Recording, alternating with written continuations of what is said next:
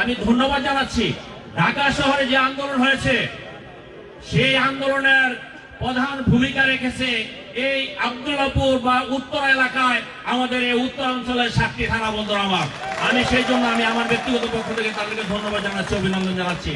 আপনারা আন্দোলন করেছেন, আপনাদেরকে সম্মান করি। পাশাপাশি আপনাদের খেয়াল রাখতে হবে আপনাদের আমাদের কারণে দল যাতে কোনোভাবে ক্ষতিগ্রস্ত না হয়। দল ক্ষতিগ্রস্ত বলতে আজকে আমি আন্দোলন করে সংগ্রাম করে হাসিনাকে বাংলাদেশের মসনদ থেকে উৎখাত করেছি, কিন্তু আমার কারণে যদি দল প্রশ্নের সম্মুখীন হয়, আমার কারণে যদি বলে মানুষ যে সেই আগের মতো অর্থাৎ আওয়ামী লীগ যা করে গেছে বিএনপিও তাই করলো, তাহলে তো আমাদের বন্ধুরা রাজনীতি করার কোনো প্রয়োজন পড়ে না। কাজেই আমাদের খেয়াল রাখতে হবে আপনার আমার কারণে দল যাতে কোনো ক্ষতিগ্রস্ত না হয়, এবং যারা এই সমস্ত কর্মকাণ্ডের সাথে জড়িত থাকবে আমাদের পার্টির ভারপ্রাপ্ত চেয়ারম্যান জনাব তারেক রহমান স্পষ্টই পার্টি চেয়ারম্যান বলেছেন আপনাদের কারণ নিষ্ঠুর হতে হবে। নিষ্ঠুরতা বলতে কি বলছে? আপনি আমাকে মারবেন কাটবেন না, আমি যদি কোনো অপরাধ করি দল থেকে যে ধরনের ব্যবস্থা নিতে হয় অবশ্যই সেই ব্যবস্থা ব্যক্তিগত সম্পর্কের ঊর্ধ্বে রেখে দলের কারণে আমাদের সেই ব্যবস্থা নিতে হবে। বন্ধুরা আমার, আপনি যত ভালো কর্মী হন না কেন, আপনি 17 বছর অনেক কষ্ট করেছেন, আপনি এখন যদি এই 17 বছরের কষ্টের বিনিময়ে এখন যদি দলকে আবার আপনি 17 বছর পিছিয়ে দেন, তাহলে আপনার প্রতি সেই ভালোবাসা আমাদের বা দলের কেউরই থাকবে না। আমরা এখন একটি সুন্দর নির্বাচনের জন্য আশা করব, একটি সুন্দর এই সরকার নির্বাচন দিবে, তারপরে যদি আমাদের সুযোগ হয় আমরা অবশ্যই যে যে অঞ্চলে, যে অঞ্চল বলতে আমরা যে যে ডিপার্টমেন্টে ব্যবসা করি, আমারও তো পেট আছে আপনাদেরও পেট আছে, অবশ্যই আমরা ব্যবসা করে খাবো, যেটা আইন সিদ্ধ ব্যবসা সেটাই আমরা করব, আইনের বাইরে আমরা কোনো জায়গায় যাব না।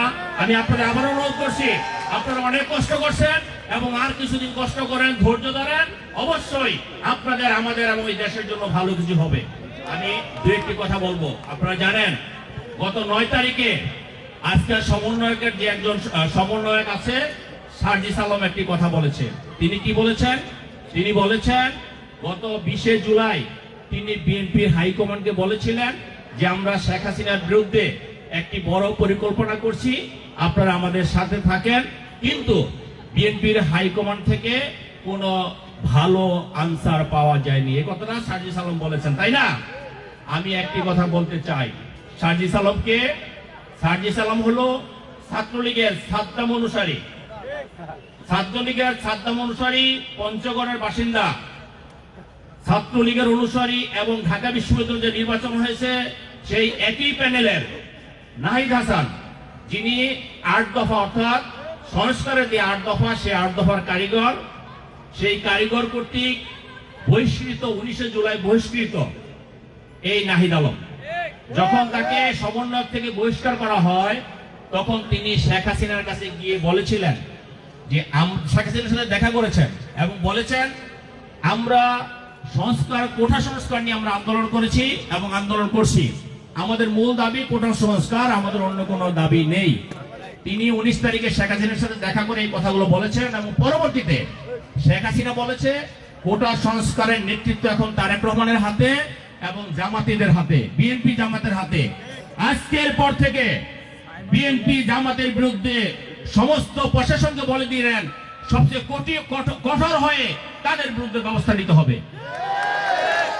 যখন এই কথাটি বললেন 20শে জুলাইয়ের কথা তিনি বলেছেন, 21 তারিখ আমাদের পার্টির ভারপ্রাপ্ত চেয়ারম্যান জনাব তারেক রহমান কি বক্তব্য দিলেন? তিনি বক্তব্য দিলেন শেখ হাসিনার বিরুদ্ধে 1 দফা আন্দোলন, খুনি হাসিনার বিরুদ্ধে বাংলাদেশের আমাদের বিএনপি সহ প্রতিটি আন্দোলনকারী শক্তিকে একসঙ্গে ঝাঁপিয়ে পড়তে হবে, খুনি হাসিনাকে বাংলাদেশের মসনদ থেকে উৎখাত করতে হবে। জাতির উদ্দেশ্যে ভাষণ দিয়ে আমাদের নেতা কথা বলেছিলেন।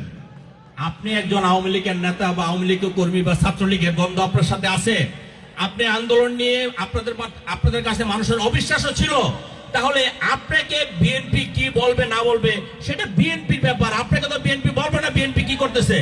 পাশাপাশি বিএনপির বিরুদ্ধে 51 লক্ষ কর্মীর বিরুদ্ধে 51,000 মামলা বিএনপির বিরুদ্ধে, বিএনপির সিনিয়র নেতাকর্মী সবাই ছিল তখন জেলখানায়। তখন বিএনপির ভাবে অর্থাৎ আন্দোলনের নেতৃত্ব দিচ্ছে বিএনপি, তারা কিভাবে দিবে সেই কথাটা আপনাকে বলবে না। 21 তারিখে তারেক রহমান যে বক্তব্য দিয়েছে সেখানে স্পষ্ট হয়ে গিয়েছে যে তারেক রহমানের নেতৃত্বেই বাংলাদেশে একটি সফল আন্দোলন হয়েছে। খুনি হাসিনা পালিয়ে গিয়েছে, আজান দিয়েছে। আমি বক্তব্য দীর্ঘায়িত করব না। আন্দোলন নিয়ে যারা বড় বড় কথা বলেন, আমাদের বক্তব্য স্পষ্ট। 2008-এর পর থেকে আমাদের পার্টি ভারপ্রাপ্ত চেয়ারম্যান জনাব তারেক রহমানের নেতৃত্বে আন্দোলন শুরু হয়েছে। ইনশাআল্লাহ তার সফলতা পেয়েছে বিএনপি এবং এই দেশবাসী। আগামী দিনে সকলকে নিয়ে আমরা ঐক্যবদ্ধভাবে সেই দেশ গড়ার অঙ্গীকার করে আজকের মতো বিদায় নিচ্ছি। আল্লাহ হাফেজ। বাংলাদেশ জিন্দাবাদ, জাতীয় দল জিন্দাবাদ, শহীদ রাষ্ট্রপতি জিয়া রহমান অমর হোক, দেশনেত্রী বেগম খালেদা জিয়া জিন্দাবাদ হোক, তারুণ্যের অহংকার তারেক রহমান জিন্দাবাদ। সকলকে ধন্যবাদ। আসসালামু আলাইকুম।